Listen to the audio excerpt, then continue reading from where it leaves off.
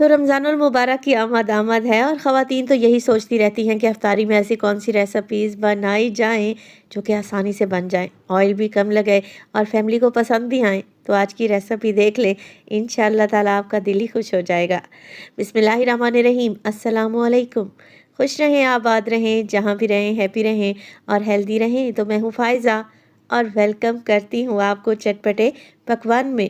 अफ्तारी के लिए लाई हूँ आप लोगों के लिए एक और स्पेशल कम ऑयल में बनने वाली टेस्टी रेसिपी। तो इसे एंड तक देखें, अच्छी लगे तो फिर लाइक भी कर दें और चटपटे पकवान को सब्सक्राइब भी कर लें। तो चलें फिर टेस्टी अफ्तारी बनाना स्टार्ट करते हैं।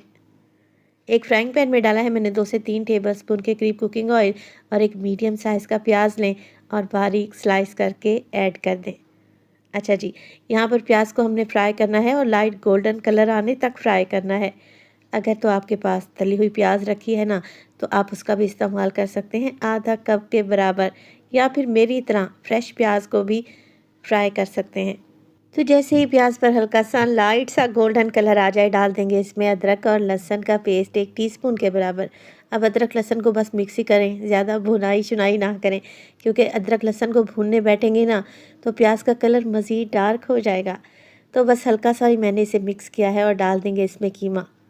तो चिकन का कीमा इस्तेमाल कर रही हूँ और ये कीमा मैंने घर में ही बना लिया है। बस बाज़ार से बोनलेस चिकन लेके आएँ और अगर आपके घर में चॉपर है ना, तो चॉपर में बस कीमा बना लें, जल्दी से बनकर तैयार हो जाएगा।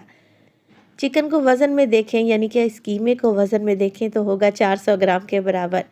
चलें जी, चिकन का कीमा है, जल्दी जल्दी से मिक्स कर लें ताकि इसकी बड़ी बड़ी सी गुठलियाँ ना पड़ें।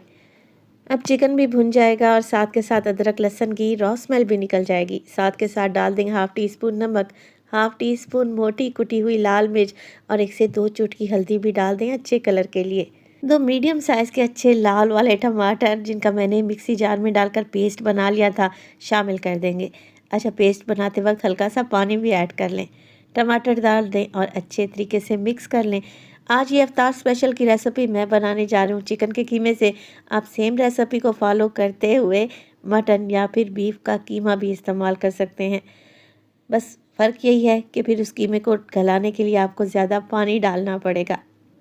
चलें जी, मिक्स कर लिया, कवर लगाकर इसे पकने के लिए छोड़ देंगे 5 से 7 मिनट के लिए। चिकन का कीमा है, इसे गलने में देर ही कितनी लगती है। 5 से 7 मिनट के बाद आप लोग देखें कि जो पानी था टमाटर का, वो तकरीबन खुश्क होने वाला है।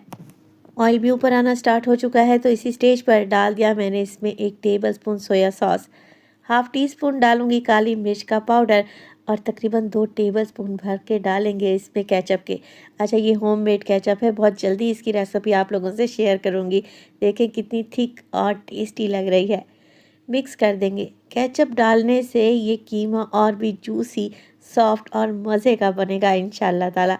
तो बस मिक्स कर लेते हैं अच्छे तरीके से। तो बस लास्ट में इसमें डाल देंगे कीमे की क्वांटिटी को बढ़ाने के लिए और अच्छा टेस्ट लाने के लिए शिमला मिर्च। तो एक बड़े साइज़ की शिमला मिर्च है जिसे मैंने जूलियन शेप में काट लिया है, ऐड कर दें।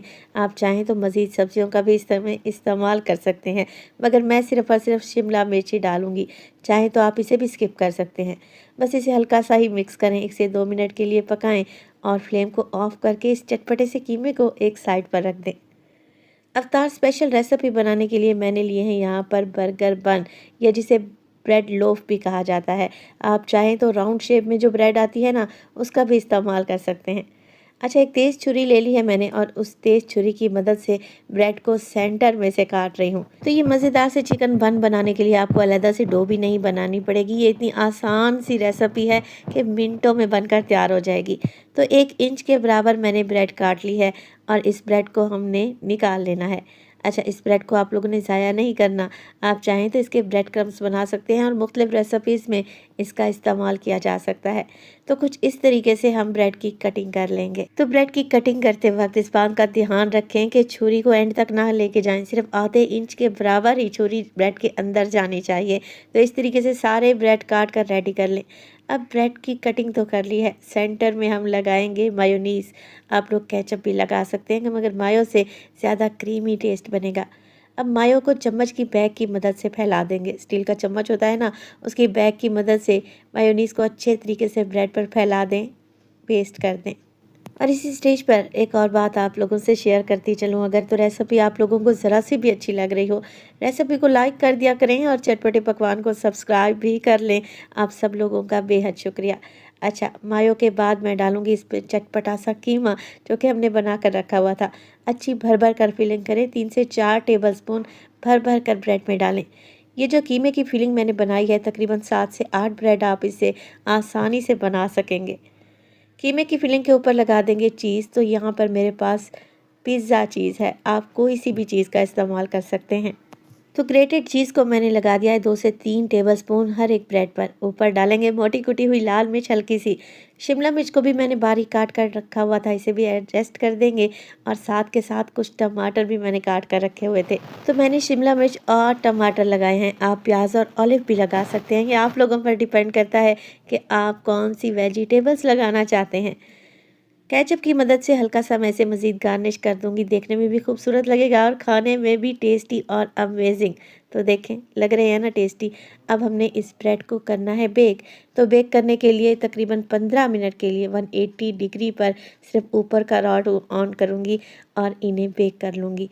अच्छा, अगर आप लोगों के पास बेकिंग ओवन नहीं है तो आप पतीले में भी इन्हें बेक कर सकते हैं। चीज़ को तो ही मेल्ट करना है, या फिर माइक्रोवेव में या फिर एयर फ्रायर में भी इन्हें बनाया जा सकता है। तो देखें, चीज़ मेल्ट हो गई है, बेहतरीन सा ब्रेड पर कलर आ चुका है और माशाल्लाह से देखने में कितने टेस्टी लग रहे हैं। तो अगर कम ऑयल में टेस्टी अफ्तारी बनाना चाहते हैं तो मेरी इस रेसिपी को ट्राई करें। यकीन करें, बड़े और बच्चे दोनों ही शौक से खाएंगे और माशाल्लाह से आप मुझे दुआएं देंगे।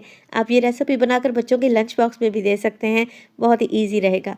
तो रेसिपी बनाई तो अपना फीडबैक लाजमी दीजिएगा। आपके एक प्यारे से कमेंट का मुझे इंतज़ार रहेगा। अपना बहुत सारा ख्याल रखिएगा। फ़ाइज़ा को अपनी दुआओं में याद रखिएगा। मुझे दीजिए इजाज़त। टिल देन, अल्लाह निगहबान।